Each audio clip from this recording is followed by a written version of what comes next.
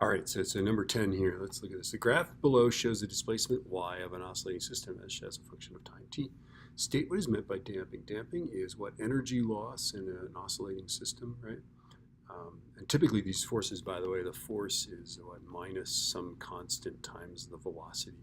But the Mark scheme doesn't even talk about that, right? So for example, if you're moving, say, to the right, this is a force to the left, and it's proportional to the velocity. So the faster you go, the bigger it is, right?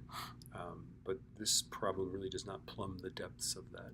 Okay, so they're just looking for energy, loss of energy in an oscillating system, so E loss. Okay, calculate the Q factor of the system. Okay, so we're going to do the familiar thing here, right? We're going to go, Q is per cycle, right?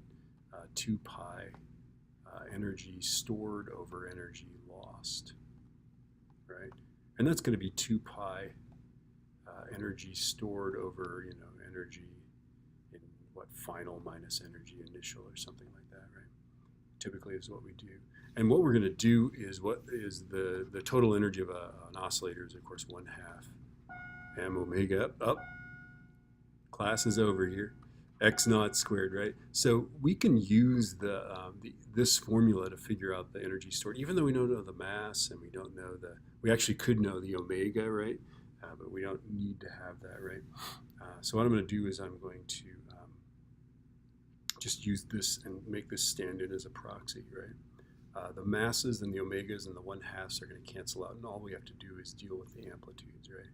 So Q ends up being 2 pi, right? And then we start off at 16, so I'm going to go 16 squared, right? And then we go down to what looks like 10, right? So 16 squared minus 10 squared. Okay. Now I know this doesn't look like energy, right? But what it is it's this. I plug this all in, and then I canceled the mass and I canceled the omega, right? But really that expression is 2 pi 1/2 mass, I don't know, omega squared, right? 16 squared, right? Divided by 1/2 m omega squared, 16 squared minus 1/2 m omega squared 10 squared. Now, notice that the 1/2s and the m's and the omegas, right? Those all cancel out because they're all the same on the top and the bottom. And we can just do this, right? Now, if you do that, let me just do it here to make sure that I'm not saying something that's a lie 2 times pi. There's enough of that going around here. Let's see, 16 squared divided by parentheses 16 squared minus 10 squared. I get 10.3. The weird thing is they show this value as being 10.3 on the Mark scheme, which there's really no way that could be, I don't think.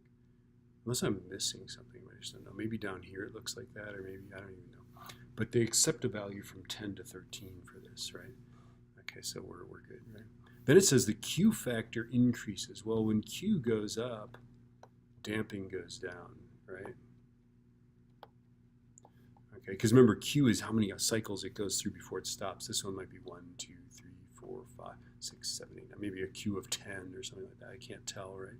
Okay. But if we increase that, it's going to go more times, right? So the system becomes, the amplitude decreases at a slower rate because the higher Q factor means less energy is lost per cycle. Okay, it's more lightly damped. Okay, there you go.